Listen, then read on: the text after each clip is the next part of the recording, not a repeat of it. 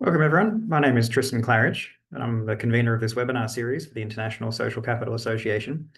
Now, the association's mission is to advance the research and application of the social capital concept. And if you're interested in finding out more, you can find information on our website. So in this session, we welcome Dr. Matthijs Punt for a presentation titled Rooted in Community, Social Capital and the Rise of Sustainability Community Enterprises. Matthijs is Assistant Professor of Innovation Studies at the Copernicus Institute for Sustainable Development at Utrecht University. His research focuses on forms of innovation that are primarily institutional or social, rather than technological in nature. He is particularly interested in the emergence and life cycle dynamics of new organizational forms and social innovations, specifically community-driven initiatives for sustainability and digital platforms. He typically examines these phenomena through a geographical or institutional lens. We're delighted you've agreed to give this webinar. Your work is fascinating. Welcome, Matthijs, and over to you for the presentation. Yes, thank you, Tristan. Thank you for the introduction. I was listening to it, and I thought, well, that actually contextualizes my current presentation very neatly. I will repeat some of it in my own introduction.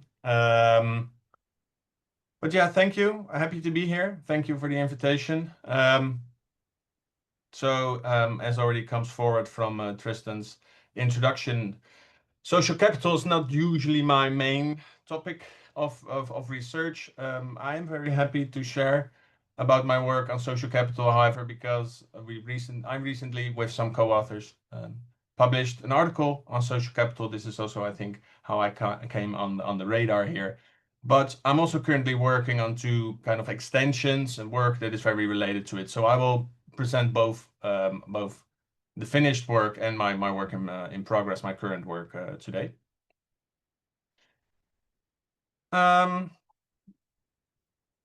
So a little bit about me. I think everything that Tristan says is exactly on this slide. I'm assistant professor at the Copernicus Institute of Sustainable Development. Before that, I have a background in sociology. And currently, indeed, I am in innovation studies. So I have two research streams. I look at how I would like to call it is new organizational forms, so new ways of organizing, one of which is digital platforms, and the other one is indeed community initiatives. So and that's not really a new form, but we do see new instances of this arising, especially in the light of sustainability transitions, which is in my institute, of course, one of the most prominent topics of research. Indeed, I most often study life cycles, which means I study emergence of these kinds of organizations. I study the death of these organizations, the growth, scaling, these kinds of different cycles in the life cycle, different stages in the life cycle that these organizations go through. And today I will mostly focus on the emergence of community initiatives. And when I talk about community initiatives, I mostly talk about community initiatives for sustainability. And here on the slide, I have three examples, which are also my three current cases. I will talk a lot about energy cooperatives, because this is the case that we have a finished paper on. But currently, I'm also working on two manuscripts, one on food forests and the other one on repair cafes. And if this doesn't really say anything to you what these kinds of initiatives should look like, I will introduce each of these cases briefly in a bit. But also important to say is I look at them as social innovations. Tristan already said, I usually do not really look at innovation from a technological point of view. In the end, I have a background in sociology. So the social innovations is what really interests me. And I'll also explain what I mean when I talk about social innovation. But first, a little bit about what I'm going to discuss today. So like I said, there's one paper out. It's in the Journal of Economic Geography, together with a couple of co-authors, Stefan Geskes, Thomas Bouwens, Renze Korte, and Koen Frenke. And Stefan Geskes is the first author. He's here on the slide. He was a student at our department, and he actually did such a great job collecting the data that he also became part of the publication. We could use the data that he collected for this publication, and we're still currently using it. He drifted off outside of academia, but we're still currently using his data. And from that experience, I learned, and the year after, there were 2 more students who wanted to do a thesis on topics like this. So Esther Schuurmans and Sjoerd van der Meer, I would like to acknowledge them because they collected the data on the food forests and the repair cafés.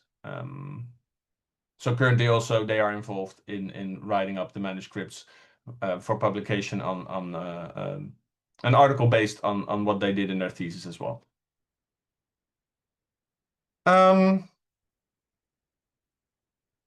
So all of these papers, they are to some extent about social capital. So the one on the slide in the Journal of Economic Geography is very prominently about social capital. It's the main topic. In the other 2, it's one of the elements we use to explain the emergence of these kinds of initiatives. But I will talk you through it. So what are these kinds of initiatives? Just briefly explained, if we talk about energy cooperatives, we usually talk about renewable energy cooperatives. These are collectively owned energy organizations. Often they are owned by, for instance, neighbors, people who live in close proximity, and they decide to together, for instance, install solar panels, which is the most common technology to use, sometimes wind turbines, which is of course a bit more complicated financially, but also to install, it often requires a bit more attention and space. But they are collectively owned, often by citizens in a certain neighborhood. They have democratic governance, usually 1 member, 1 vote. So together they decide on what direction to take it in. They are usually also used to share costs and the risks of adopting renewable energy by yourself. So instead of doing it alone, you can do it in a group, sharing the costs and the risks. And it's not really a new phenomena. It's a very old phenomena, actually. In the last century, there were also, I think, it started to in the agricultural sector, a lot of energy cooperatives existed. But now, with the liberalization of energy markets and with the threats and of climate change, and with the with the pressure to adopt these kinds of technologies, they are revived. One thing that is a bit special about this type of organization, it's not just only a social organization with a social mission. The social mission being the environmental mission to. The thing about these kinds of corporates, they do not only have this environmental mission to contribute to energy transitions. They also have financial benefits. So some people might also join because of financial benefits, energy being resold to the grid. It could also create profits that are, of course, then shared among the members. And I'm saying this because the other 2 cases that we look at do not really have such a financial side to it. Then about food forests, what are these? They are edible, multi-layered ecosystems. So it's about kind of a way to grow food, but in different layers. So it's trees and shrubberies and on the ground, all growing food together to increase biodiversity. These kind of initiatives, they are also often set up by people in the neighborhood. For this, people sometimes travel across town, of course, but they, because you have to find the right location often. They are often associations, where the other one are clearly cooperatives. These are often associations, so they do have members, but they serve multiple functions. So of course, there's food. They also have often educational benefits, social benefits, recreational benefits, and of course, kind of climate and biodiversity benefits. They heavily rely on volunteers. Like I said, there's no real financial incentive to join. And they often emerge much more out of environmental concerns only. Then the last case I will look at is repair cafes. These are kind of grassroots initiatives centered on the repairing consumer items. Usually, it goes in any direction. You can often it's, for instance, about consumer technology. People who help you to repair your phone, but it could also be a bottle opener or a belt, or there could be a lady, or, well, let's be sexist maybe. It's actually a man in the picture behind the sewing machine that repairs your clothing. So it goes in any direction, whatever you want to have repaired. You can go to these kind of repair cafes and see if there's someone who can help you fix it. It started to challenge throwaway culture, especially from the overarching global movement, repaircafe.org. This was started in Amsterdam. And what this foundation now mostly does is they sell kind of starting packages to people who also want to start locally a repair cafe.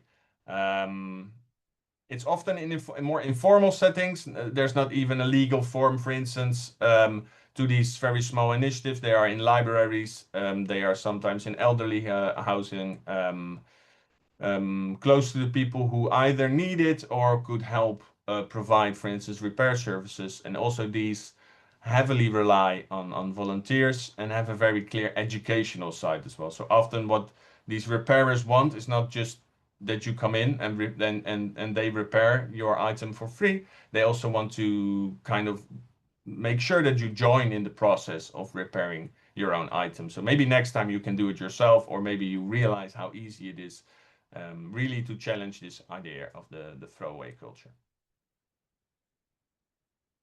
So these are the cases that we looked at. It's 3 different papers, but it's similar kinds of initiatives, but they also differ to some extent in how they are set up, and how people are motivated to contribute. So that's why it's also interesting, I think, to see, well, how do they emerge differently? Where do such initiatives emerge? Like Tristan already said, I have often a geographical perspective that I take. So what kind of local conditions explain where these different kind of initiatives start? And for this, you can go into a lot of different kind of literatures to see, well, what is being said about where they emerge on grassroots innovation, community enterprises, citizen initiatives. You have lots of labels that are being used for these kinds of initiatives. However, they hardly ever address the role of local levels of social capital for these kind of initiatives. And when they do, it's often very case-based, and that's something I will come to in a bit. So the type of question that arises here would then be, well, to what extent does social capital foster such social innovations for sustainability, especially at the local level? So when I talk about social innovations, what do I refer to? Well, usually it refers to some sort of intentional creation, hence the label innovation, of new social practices, of new social relations between people that address societal needs and contribute to social change by configuring how goals are collectively pursued. That is kind of the definition that I use in most of the papers that I have on social innovations. And it's really not so much about the technology being used or about any kind of techniques in these food forests or anything like this. It's really more about how people come together, how they organize, and how they create new kind of social configurations that could address the societal needs, often locally. So the innovation that I look at is not so much technological. Even in the renewable energy cooperatives, this is, of course, they are simply adopters of existing technology. So it's much more about how this technology is embedded in social situations rather than the real novelty of these technologies itself. And that's important to remember for when I turn to how we look at the different kinds of social capital out there and their roles. And the two types that I'm distinguishing here, two types of social capital, is bridging social capital and bonding social capital. And when we talk about bridging social capital, we are talking much more about social ties to people in not inside your inner circle or your in-group, but much more with disparate social groups, people who are in different communities.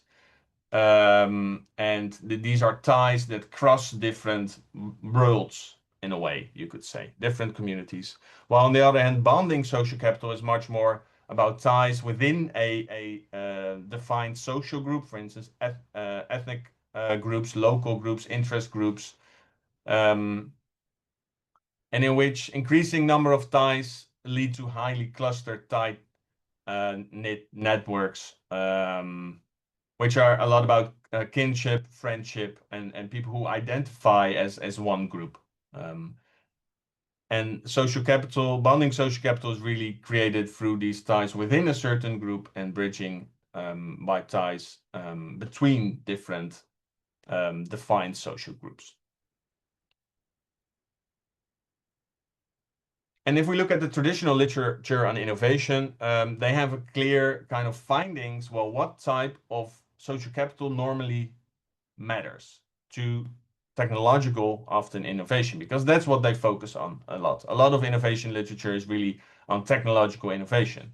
And for this, they would normally say, well, bridging social capital has a positive influence on this kind of innovation, while bonding social capital normally has a negative influence. And the idea behind this is that bridging social capital supports really innovation and also entrepreneurship, because it helps information and knowledge to travel between these social groups, between different communities, and then brings together ideas from different groups that could together create new kind of knowledge by combination, for instance, or it could create an idea from one, it could make sure that one idea travels from one community to another. And that's the kind of idea behind why bridging social capital would be good for technological innovation and innovation endeavors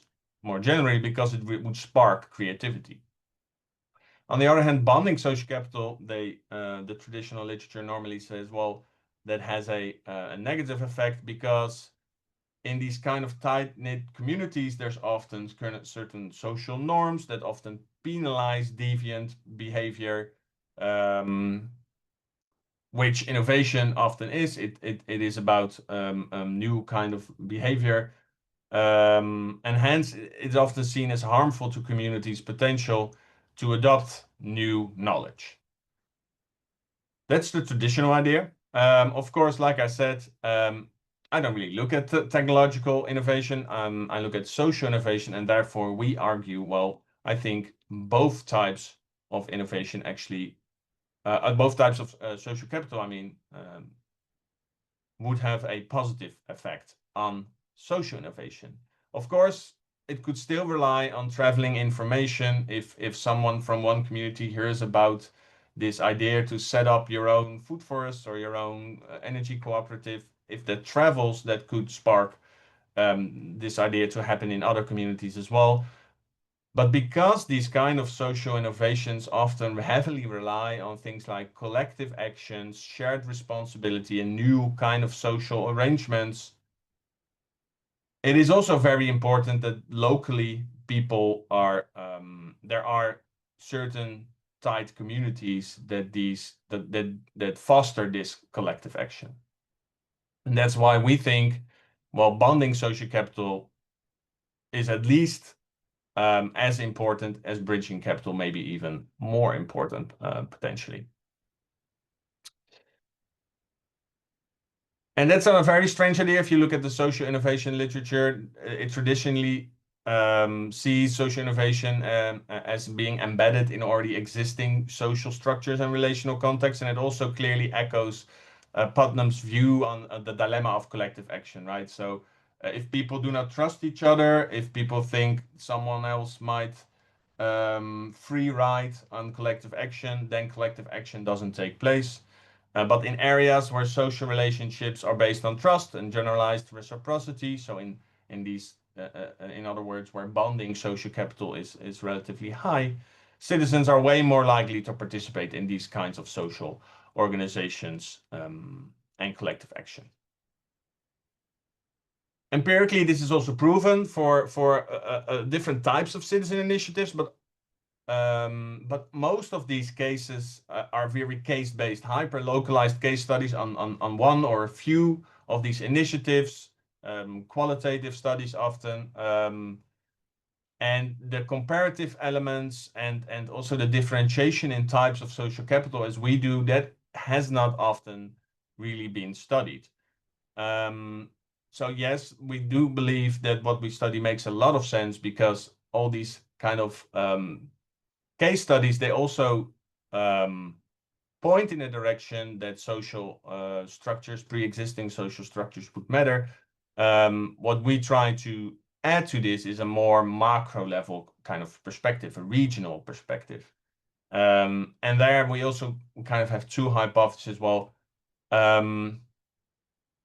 the first one would be the higher regions bonding social capital would be, then the higher the number of sustainable citizen initiatives, whatever type we are looking at. So the higher the number of energy cooperatives, food forests, or repair cafes in the region would be. And we actually hypothesize the same for bridging social capital as well. And here, of course, looking at traditional innovation literature, hypothesis A would be the more interesting one, because that would normally not be hypothesized for technological innovation. So with that being said, I'm going to data and methods, and I'm not sure how you usually do it, Tristan, but I thought maybe it's good to see if there's already some questions about this front end of the presentation. Is that an idea? Yeah, sure, that's a great idea. Nothing's come up in the chat, so if anybody does have a question, please either raise your hand or rapidly post it in the chat, and we'll make sure we can answer that now before we move on.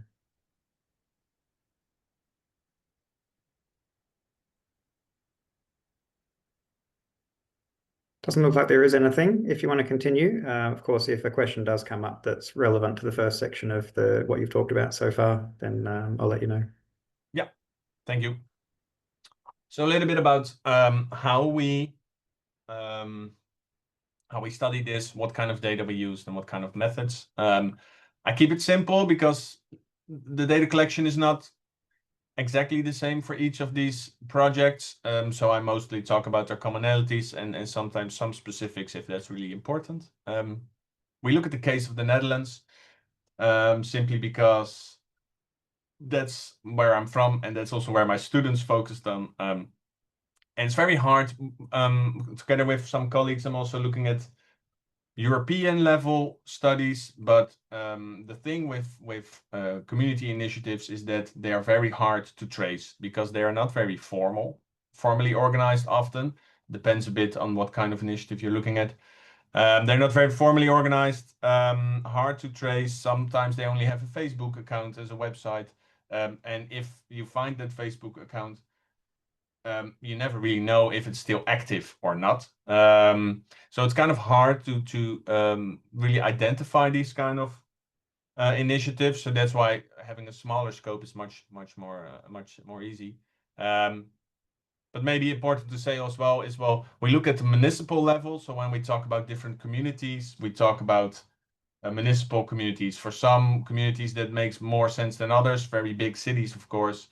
That's not really one community, but we look at, well, how does the social capital look like on the municipal level, meaning that we have 350 units of analysis, which are approximately the number of municipalities in the Netherlands. A few are left out.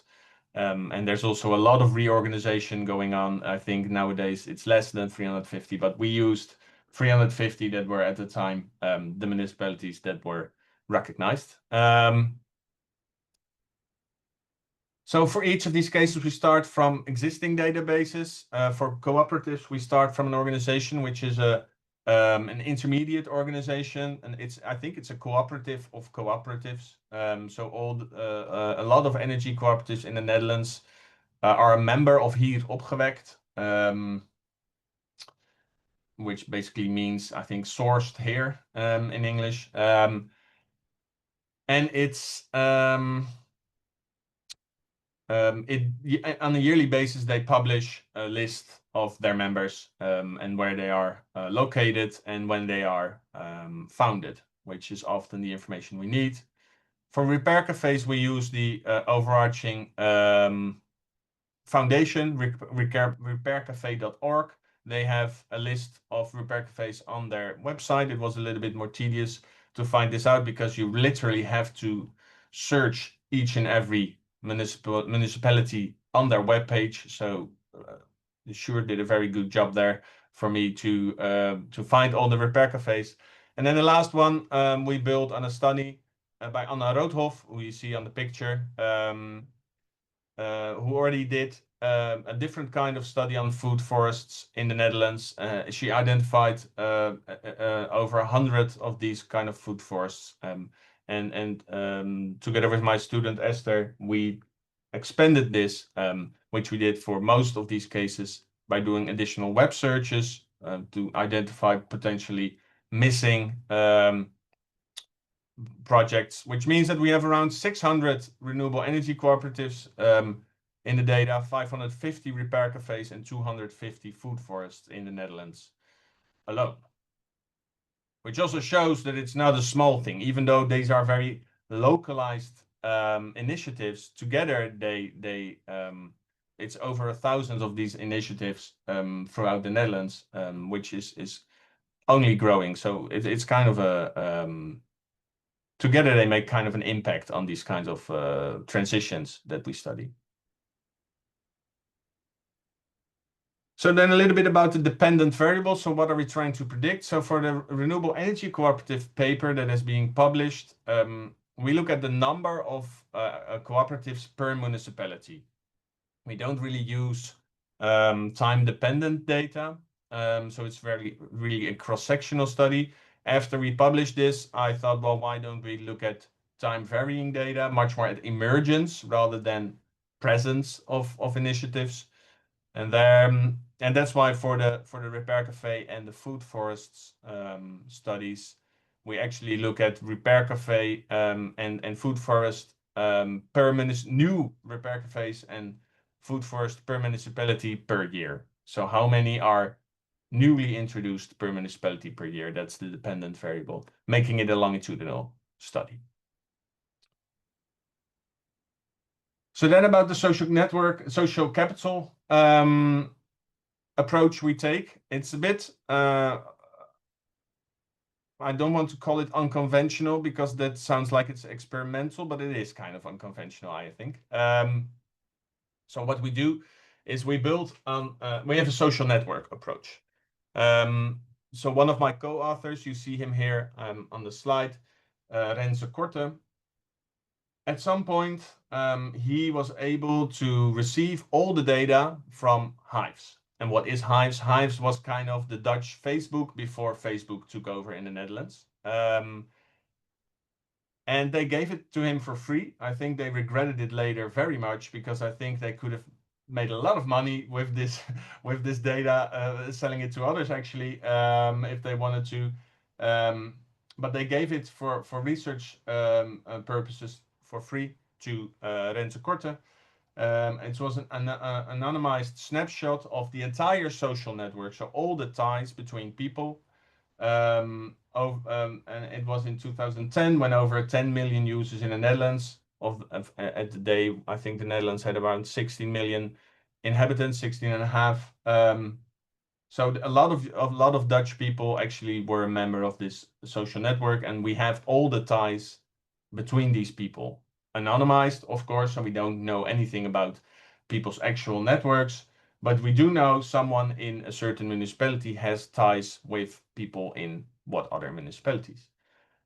And that's also this kind of information, these ties between municipalities and within municipalities is what Renze then used with one of his PhD students in Norbotas at Korten, where they aggregated kind of measures to the municipal level based on these ties to come to certain social social capital measures on the municipal level. And I will introduce each of these, and I think this is the more technical side of the study. I won't make it too technical, first because I don't think that's the most interesting thing to tell you, also because a lot of these technical specifics, I would also have to dive into that. It's mostly Renze who really did this. But the first thing we look at is a measure called network density. And this is the most simplistic measure we use. It refers to the extent to which residents in a municipality are connected within a social network. So it's really how many of the possible social ties between all inhabitants of a municipality, how many of these total possible ties are actually ties. So we take the friendship ties on hives, and then we divide it by the total possible ties that could have been there between people in a municipality, meaning that it's a measure between 0 and 1, where 1 means that the network is very densely connected and actually everyone in a municipality knows each other, which is, of course, a hypothetical situation, as is the score of 0, where nobody knows each other. But in between 0 and 1, the differences means that if it's higher, a municipality is much more connected internally. That's the first measure that we use. The second one is called network modularity, and what this kind of measure measures is to which extent there are smaller, densely connected subcommunities in a larger municipality network. So are there smaller groups in this larger municipality networks that are very tightly connected to each other, but not necessarily with other groups or other people? For that, we use an algorithm. It's widely used for this kind of module detection. It's a Louvain algorithm. Again, it results in a score of 0 to 1, with 1 meaning very high fragmentation in subcommunities. Then there's it's the highest amount of subcommunities in a network. And 0 meaning that there's actually no subgroups. It's just one big network without any identifiable groups in there. And then there's network diversity, and this refers to the extent to which residents in one municipality are also connected with residents from other municipalities. And here it kind of measures how evenly someone's ties are spread across municipalities. So a very low score means that someone has most of its ties in only one municipality, which then often is their own municipality. And a very high score means that they are not only connected to other municipalities, but also very equally to all the others. So they have a lot of ties to a lot of different municipalities. For that, we have a formula for those who would be interested how we're measuring this. I'm not going to explain this to you. I think the interpretation of the measure is more important for the presentation of today. And the other thing that is important is, well, what are these measures then representing? Well, the first one is much more a general kind of social capital measure, where it's really about, well, how well is a complete municipality connected. But if we look at the modularity, this is much more about bonding social capital. It's much more about, well, are there these kind of small groups within a municipality of people that know each other very well, that trust each other, and that could potentially maybe start one of these initiatives? And then network diversity is the way, of course, we measure bridging social capital. Let me have a look at the time.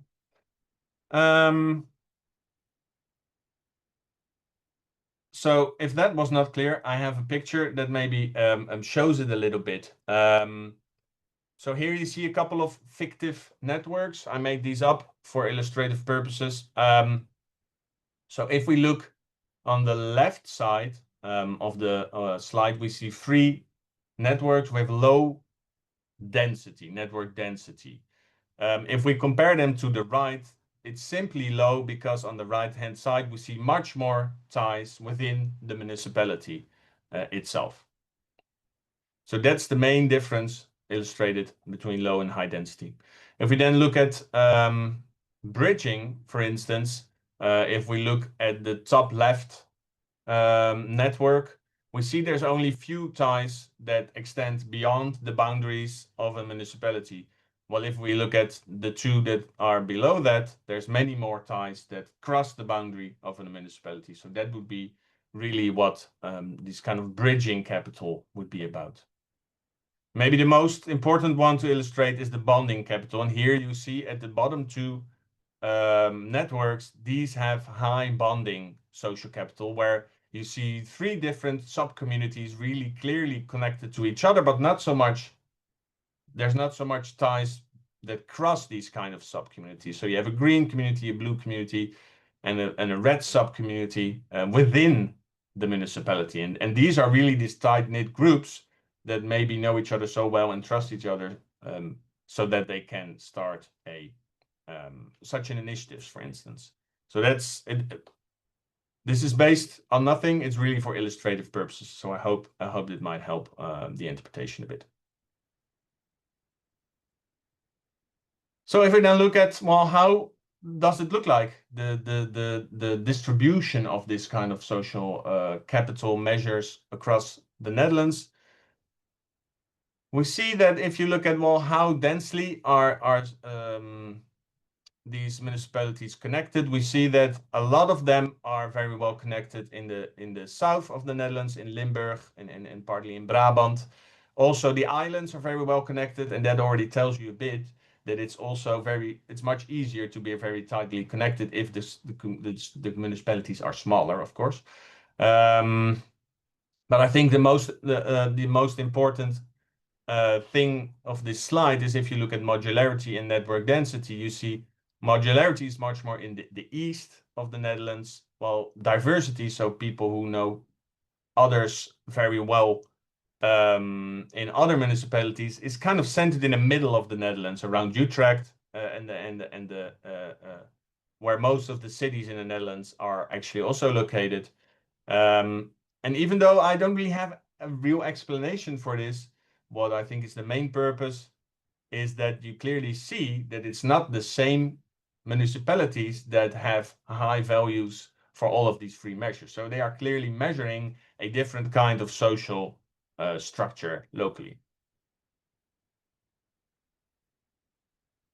Just to be complete, a couple of the typical kind of control variables that we add in each of these analysis. So we also look at the population, of course, of a municipality. Those with higher population probably have more people, so also more likely to have, they clearly have more people, but they also have more people willing to start an initiative. So also more likely to have more initiatives. Land area is mostly important for if you want to have wind turbines or food forest, you also need space, especially if you want to have multiple of these initiatives. So larger municipalities might have, it might be easier to start more of these initiatives. We look at income, disposable income of the people, because it's not usually you have to contribute some money to start such an initiative.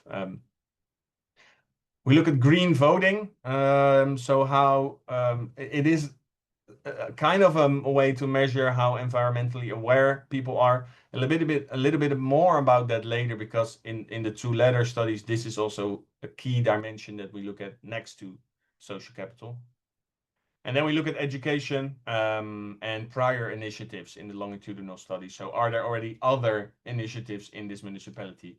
Sometimes making it more likely that new ones start because at least they are familiar with the phenomena. But at some point, of course, there's some saturation where, well, you can only have a maximum number of food forests in one municipality, probably. So these are the typical control variables we look at. Then a little bit about the methods. We use different types of regression analysis for the cooperatives, energy cooperatives. We use logistic regression, and for the other ones, negative binomial. But I don't really want to say much more about that, I think.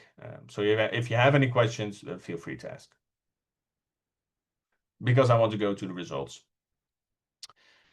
So I'll start with the cooperatives, the energy cooperatives, and discuss what we found there. The first thing that is good to mention is that one of the things we did in this study is we also compare our networked measures to more traditional proxies of social capital. And these are proxies that are more often used in other studies as well. And we also received the data from another study in the Netherlands that looked at social capital. And these are charity donations, which often measures some kind of a what is it again? It's not reciprocity, but it's often intended to measure kind of a goodwill for people around you. We look at voter turnout, how many people turn up when there's elections. This is a lot about trust and participation.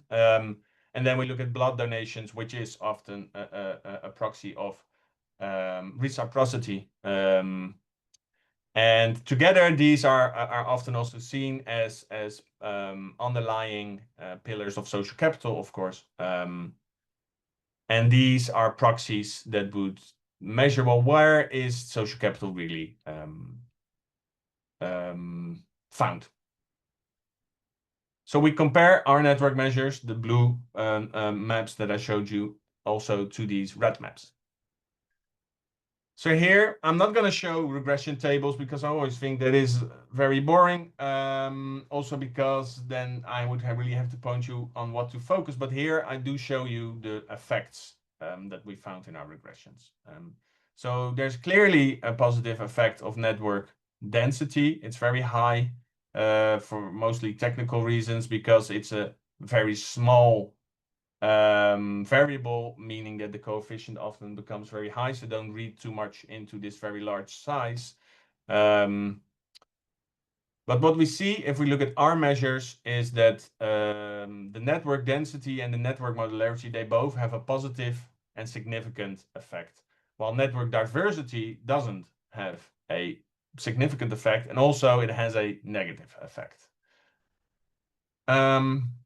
If we then look at the bottom three effects, we see the charity donations, voter turnout, and blood donations. They all in a full model no longer have any significant effect on predicting where renewable energy cooperatives are found. So two kind of things we find here is that network measure seems to work a bit better in predicting renewable energy, well, a bit better. They work better in explaining renewable energy cooperatives where they are found. And we clearly see that bonding shows to be more important than bridging, which is, of course, the interesting finding in our manuscript, in our paper, in our published paper, because it goes counter to what we normally expect in innovation studies for technological innovation.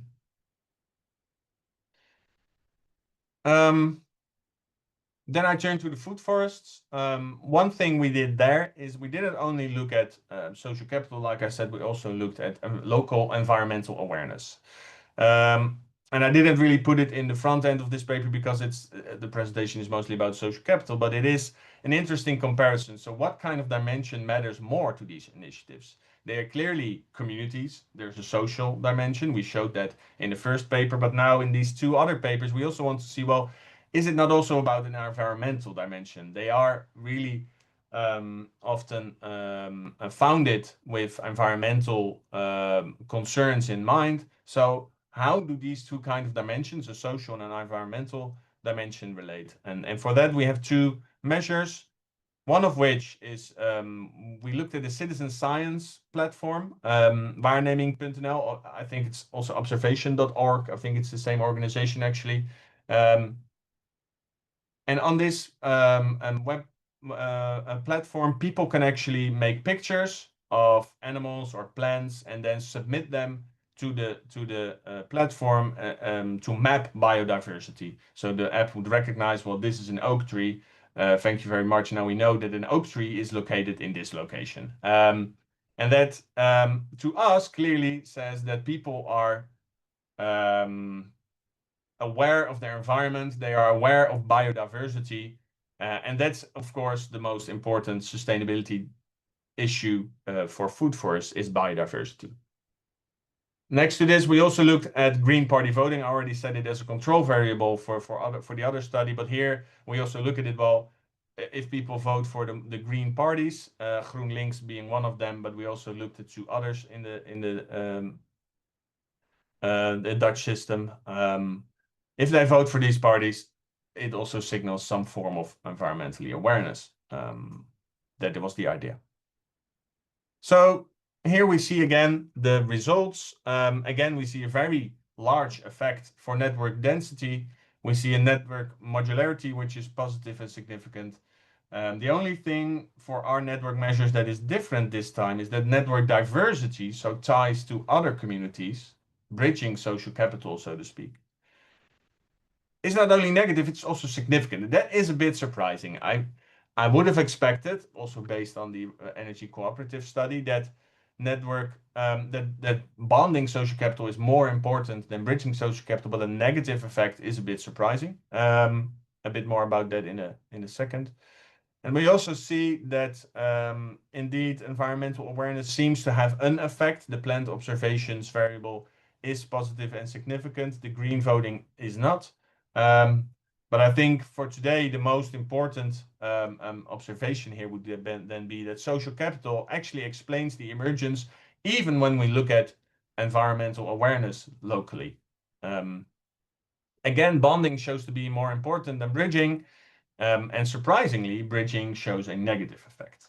So what we then were wondering is this always a negative effect, or is there some sort of optimal number of ties you can have with people in other municipalities, meaning that if most of your network is in other municipalities, so if networks are really focused on outside ties instead of inside ties, that might not be good, but maybe some outside ties might actually be preferable.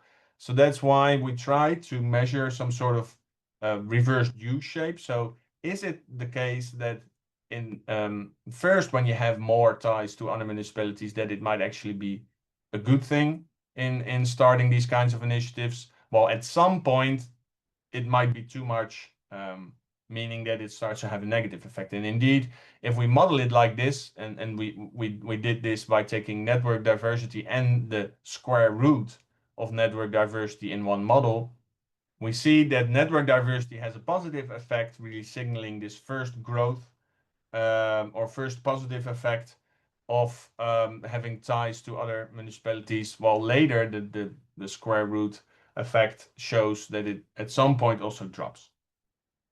So that nuances a bit this surprising negative effect of the bridging social capital. Finally, the repair cafés. We did a similar comparison. We didn't really look at the observations, the plant observation, because we thought that is not the most relevant variable for this study. We now looked at installed solar capacity. I'm also not completely convinced that this is the best measure. We have a couple of other measures prepared that I might use in later instances, but for now the analysis is based on two environmental awareness measures, one being the installed solar capacity in a municipality, and the other one again, the green voting. So this is the most surprising case, I think. Well, maybe not the most surprising case, but after seeing the results from the other two cases, it is. Because here our measures actually seem to have no effect or a negative effect. So social capital actually seems to have a negative effect in explaining the emergence of repair cafés. the bottom box should, of course, not say plant observations, but solar capacity. Sorry for that mistake. So the social capital shows a negative effect, and the environmental awareness shows some mixed results. But I want to focus on the social capital effect because that is very surprising if you look at the other two types of initiatives.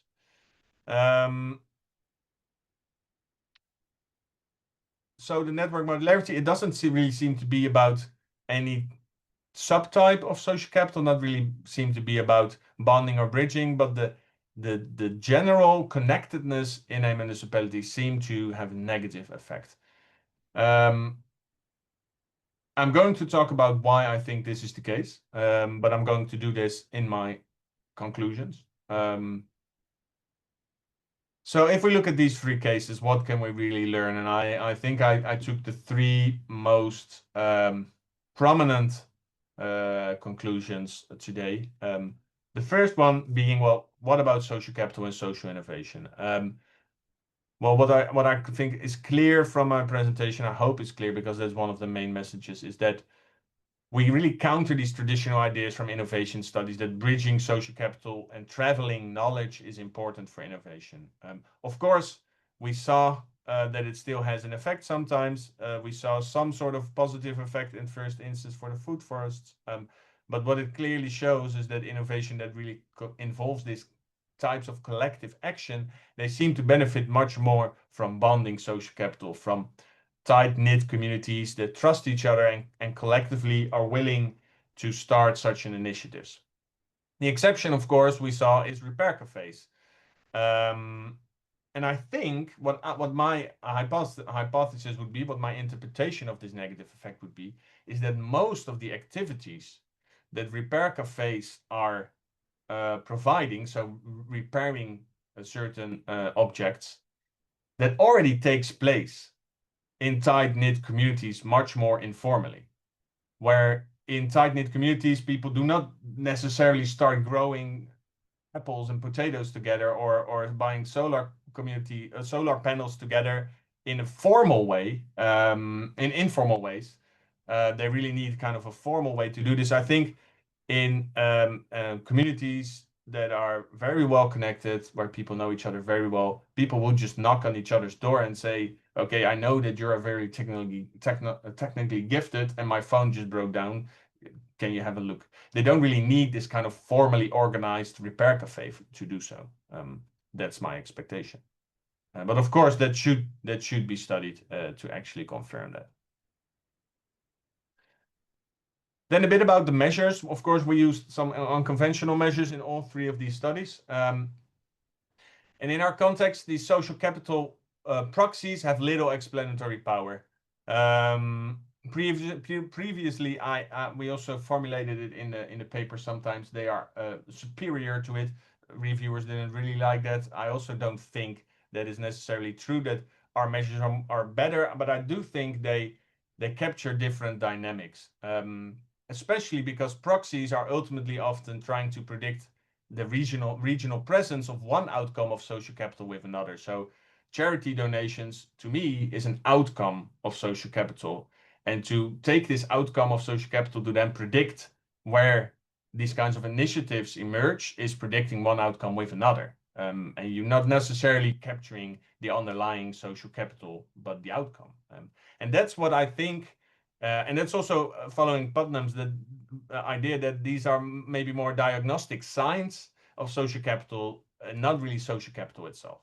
But I'm really curious to hear your thoughts. Like I said, I'm not always working on social capital, so curious for the thoughts in the room there. But what I do think is that these kinds of social media data, although they are often very hard to get your hands on, involves a lot of contracts. But they do provide an opportunity to measure social networks more directly. And that would also mean that it could have a much more direct measure of social capital if you take this networked approach. And you can also look at the work by Chetty et al. They published a couple of studies in Nature, I think, on social capital as well, where they used Facebook data. So that's kind of a similar approach to what we take. Then finally, a little bit about the environmental dimension. So the local environmental dimension also seems to have some predictive power, but the important thing for today is that it's not at the expense of the social dimension. And currently, what I'm doing in my papers is also looking at other different dimensions, seeing to what extent the social capital dimension is really robust. If we also look at, for instance, educational dimensions, institutional dimensions, environmental ones, like I said, but also ideological dimensions, these kind of other predictive dimensions, how does social capital compare to that? So I'm looking at more dimensions, predictive dimensions, but I also do not plan to stop the comparison here. One of my goals is also to have some sort of a map of all these kinds of different initiatives, at least in the Netherlands, and maybe at some point it would be interesting to see to expand this beyond the Netherlands. But I have plans to look at, for instance, community beekeeping, community car sharing schemes, care cooperatives, housing cooperatives, some of which are very old phenomena, some of which are much more new. So that is something to expect, hopefully in the future. And with that, I've reached the end of my presentation, so I'm very curious for your questions and your thoughts. Thanks very much, Matthijs. Fascinating presentation. We do have a few questions coming up in the chat. If you do have any questions, you can either post in the chat or you can raise your hand within Zoom. You'll find that under the React button within Zoom. When I call upon you, if you could unmute yourself to ask your question.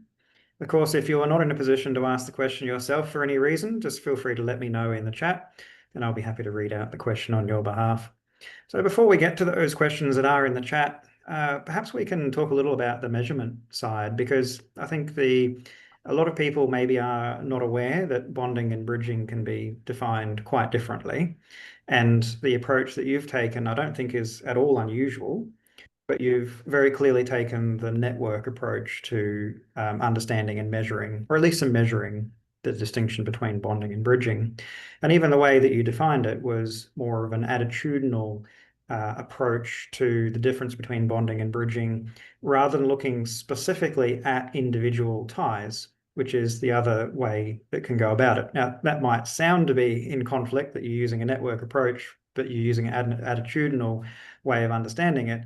But I think that is exactly what you've done. And I think that is a very well-established way of doing it. And it's different from the other ways, which often will be on things like homophily. So the similarity of people, such as ethnic diversity, might be used as a proxy for the similarity of people, which then, of course, if people are very similar, then it's assumed that they will have bonding social capital because they will get along and form social groups readily within their communities.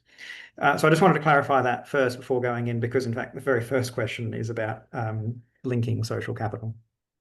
But interested if you had any other thoughts or anything else you wanted to share about that, the distinction and the way you measured it in light of what I just said. I have to think again. Help me again. What is so we did look at linking social capital at some point, but I do not have it at the top of my mind what it is again. Well, how about it can be defined as linking being very similar to bridging, as in bridging across divides, but doing so more on a hierarchical level. So exactly. Bridging to someone in a position of power or authority. But it has been defined in several different ways. And I think it's important when we're talking about social capital to clarify what it is we mean by each of these terms. So Madia Da, feel free to unmute yourself if you'd like to ask the question yourself. And also perhaps clarify what you mean by linking social capital if you can as well. If you're not in a position to ask it yourself, I can ask it on your behalf, but feel free to unmute yourself if you'd like to follow up with anything. So the question is that your study focuses on bonding and bridging.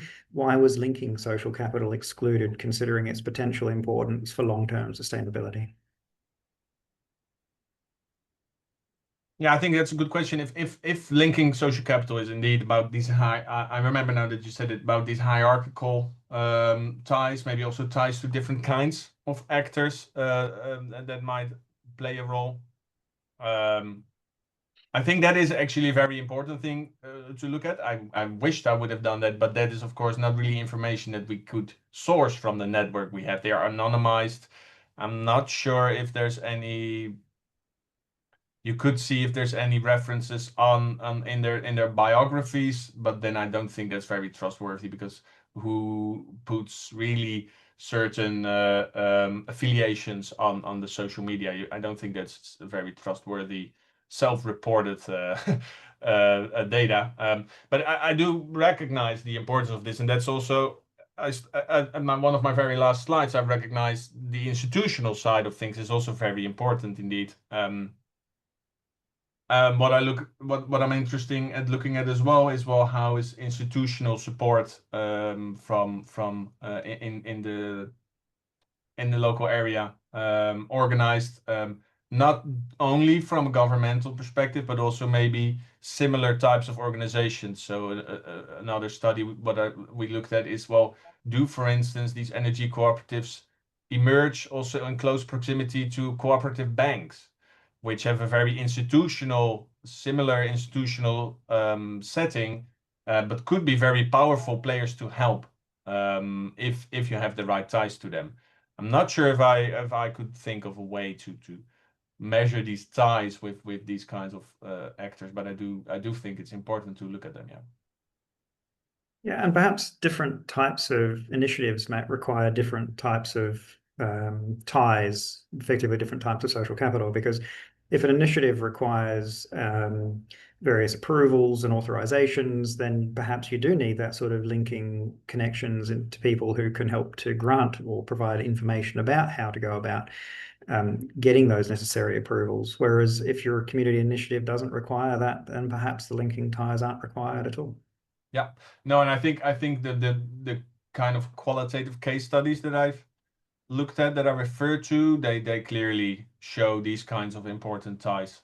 Also to, for instance, meta organizations, to intermediate organizations, these kind of ties are important.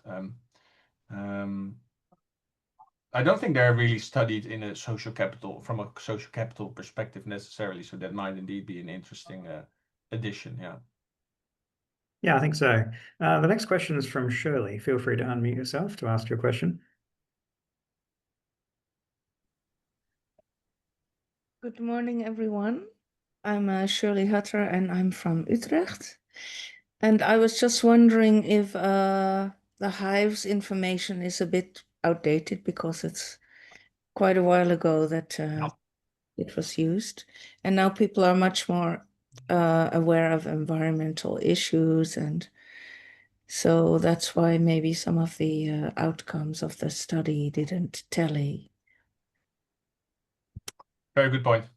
And also makes me realize I forgot to tell that, of course, our study also takes some sort of a historical point of view. At least that's why I also wanted to have this study to not only look at where are most of these initiatives located, but also look at, well, where do they emerge? Because then we also looked at, and we have a time frame from, I think, 2010 until 2020 or something. So the first instances that we found are indeed around the time that Hives was still.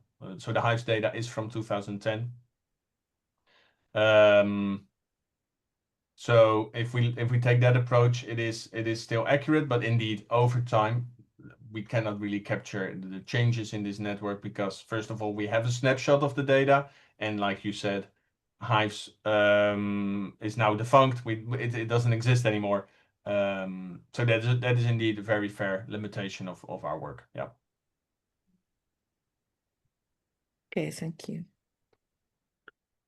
The next question is from somebody, I'm not sure what their name is, NXR57. You've asked me to read the question on your behalf, which I will. So saying, very interesting study, thanks. Netherlands is a small country with very well functioning municipalities.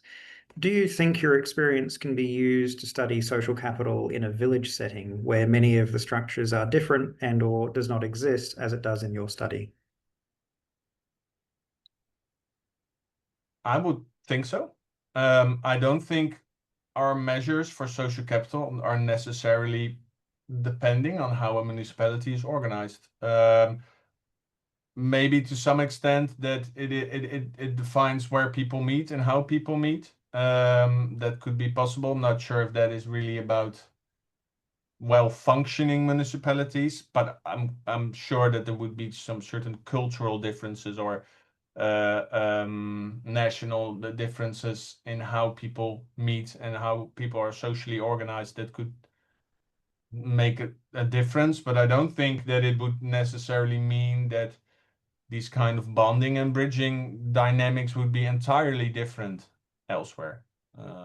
But of course, that would be, like I said, I would love to scale this up to other national levels as well, to test that. Yeah, but I don't think it necessarily the well-functioning and or how a municipality is organized. That depends a bit on what you mean with well-functioning. If you mean the municipality itself, like as a governmental actor, then I don't think that matters. If it's more about how people meet, then I think indeed that might make a difference. But I'm not sure if that would make the dynamic bonding, bridging very different necessarily. But happy to hear anybody's thoughts on this. Yeah, I mean, it's an interesting question, and I guess there's so many ways you could explore this in different kind of contexts, like bringing in some ideas about social infrastructure, even that it seems the Netherlands in general seems to have quite a lot of community space, particularly on the street, because there's not as many cars in many areas and there's more cycling infrastructure. And so depending, obviously, different cities are different, but there does seem to, in general, to be more of that kind of social infrastructure. So how does that then feed in and relate to the opportunity to start forming these kinds of initiatives with more potential for social interaction to be occurring across more diverse groups? So there's many dynamics here, I think, that could be brought in and explored. Yeah, it would be very, very interesting. I agree. Yeah. Okay, there's still a little bit of time for questions. If you have any, feel free to either raise your hand in Zoom or post them in the chat. Another one's just popped up in the chat. Is it Serpa? Feel free to unmute yourself if you'd like to ask the question yourself. Yes, hello. I am Sirpa. I'm from University of Jyväskylä in Finland, and I'm really interested about the food forest context. And I was wondering in what kind of regions do these emerge in Netherlands, and what kind of structures are there to support those? Yeah, that's a good question. Let me see if I can quickly go back to. Oh no, I didn't include a map, so I'm not going back to anything. It's a good one. It's a bit of hard, a kind of a hard case,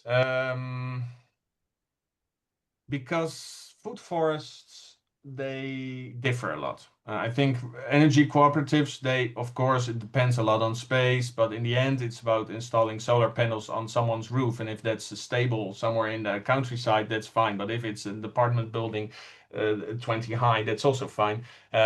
Food forests, they are very dependent also on their surroundings. They are also very dependent on soil, free space. And there's a very clear difference between kind of urban food forests and those that are much more in the countryside, in someone's garden, for instance, almost. And I think you do see a lot of them popping up in more urban areas as well. I think often because the awareness is that there's a very high lack of biodiversity is very prominent. We did not necessarily find an effect of that. But what I also know about kind of support structures is that they, for instance, they are also often, because they have such educational purposes, they are sometimes, there's even food forests that are in at primary or secondary schools, for instance. And so it's kind of hard to find the right dimensions to predict the emergence of this, because they are much more diverse than the repair cafes and the energy cooperatives, I would say. So we do see a very strong effect of social capital and environmental awareness. But for instance, we looked at, well, how do people vote locally? So it's really about what, I'm not sure if it's really an environmental awareness measure. It's maybe more of an institutional support measure almost, because it measures how many seats in the municipality are taken by green parties, and that doesn't explain anything. So it's not really that this is on the radar of municipalities. It's sometimes on the radar of some of the ministries in the Netherlands, I think, for agriculture. But these are often very short-lived projects, like, okay, we should now promote this kind of community empowerment, and then but then the next government, it's completely over again. So it's a good question. It's also one that I'm still exploring. Yeah. Okay. Yeah, it's very, very interesting. Thank you for the presentation. Yeah. Yes, and I was thinking in Finland, we have the municipalities. They provide for the schools, for example, where this could take place. And but as you said, the voting goes, I think, with it, because well, the municipalities, when they provide for the budget for the schools, for example, it depends on what are the values behind what do you want to provide for, or do you want to just do the cutting for the budget. And I don't know, but in Finland, in many schools, they have like these sub institutions. They are parents and friends of the parents and everything like that. Yeah. And these actually do support these kinds of initiatives a lot. And there the social capital becomes very important. Yes, exactly. So I think these kind of more informal, soft ways of organizing it, they depend a lot on dynamics such as social capital and environmental awareness. So it's probably where these two come together in these small groups of people. I mean, you could have very involved parents, but if they do not care about environment, if there's no environmental awareness, they will organize things, but maybe not food forest, right? So it's indeed a combination of these two that would lead to such groupings of people much more informally supporting these kinds of things. It's top down, you don't see a lot, so it should come from these kinds of dynamics, I think, indeed. Yes. Okay, thank you. One more question. Can I just very quickly, are you publishing an article about all of this, or how is this going to come together? Yeah, so we're currently preparing 2 more manuscripts, one on repair phase, one on food forests, and then I'm also starting now to combine them, look at all of them, and that's mostly the study where I'm really wondering, well, the very last slide where I introduced all these different dimensions. So what does now really matter for these initiatives? That's kind of the combined paper I'm aiming for. Right, we've got a couple more questions coming up in the chat. Shirley also indicated that she's got some information about the Dutch Food Forest Initiatives, and she's provided her email address if you'd like to get in touch with her about that. There's another question that's come up from Renuka, who's was actually asked an earlier question. What were the common attitude or values that you found within these cooperatives? In other words, what were the common driving force behind wanting to create these cooperatives? Yeah, so that's an ancient old question almost in this field. It's not really one we address in this study, I think. It differs a lot per initiative. If you really, I heard that it's about the cooperatives, so I'm assuming that we're talking about the renewable energy cooperatives now, and there it differs a lot. A lot of them are arranged out of environmental concerns first, later, people who join later sometimes have more financial interests in it. But it's also often a lot of interest to be independent from the large suppliers, to take matter in your own hands. So it's not only environmental concerns, it's also a feeling of autonomy, I think, that often, especially locally. So what you also see, there's a lot of them in the north of Holland, where there is a lot of contestation around gas drillings. I think there might also be some spirit from trying to be independent from the large organizations that, in some people's eyes, there are ruining their province. So I think that's also something that drives it. So I said earlier that these cooperatives, they are more alike, but the motivations still often differ behind why individual people would join. I hope that answers the question. Yeah, and I imagine a lot of the understanding you have about the nature of these initiatives, it has come from your other work in this space. Because it sounds like the methodology you described for this research was really looking at that network data, of course, which isn't going to reveal attitudes and values. And you know, I really respect and value the way you talk about the methodology, because of course, as researchers, we need to acknowledge that any methodology we choose is going to have certain strengths and weaknesses. And in this case, it was using and looking at the network configurations and that data that was available. And it wasn't looking at attitudes and values, which would have been a very different kind of methodology and would have revealed different kinds of findings as well. It would have been very interesting if we had such data to see how values percolate over these social networks. That would be optimal, but that's a dream scenario, I'm afraid. That certainly is. But it's touching a little bit more on that measurement side, because so often the proxies we use is a proxy for the thing we're interested in, but maybe it's a proxy for something else as well.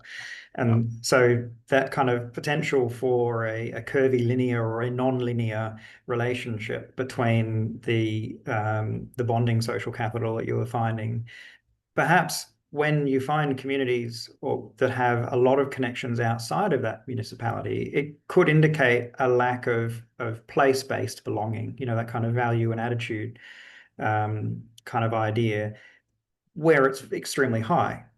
But then again, like I could imagine there would be some locations where there's a lot of external connections, but also a very strong place-based sense of belonging that might drive the formation of these kinds of local initiatives still very, very strongly. So like you said, like the existence of these connections outside of the municipality, it's only indicating the potential for there to be bridging social capital there, not necessarily that there is, because it can come down quite a lot to the kinds of attitudes that exist, you know, like the way you define bonding and bridging was kind of an attitudinal way of defining it, that you know, bonding being internal looking and bridging being more of an external looking and kind of focus. Yeah, and we also discussed mostly with Renze, who is kind of the owner of this data in a way, whether we could see if we can actually find what municipalities are well connected. So not a general measure of outward looking connectedness, much more, well, which municipalities are very well connected. And then we could actually see whether it actually travels, right? Because then we could see if it takes place in one municipality and we know it's very well connected with these or that municipality, but not so much with the other. Then we could see, well, then does it appear in the ones that are well connected? And I think, but that is, yeah, so that's something that we also might do in the future, but it is a computationally very heavy task. We're talking about millions and millions of ties here, of course. So to actually figure out how well they are connected. And then I think the point by Shirley becomes even more important, that it is a snapshot and we don't follow anything over time. So I think I'm quite confident to say that if in one municipality there's a lot of ties to the outside, that doesn't change in a couple of years very radically.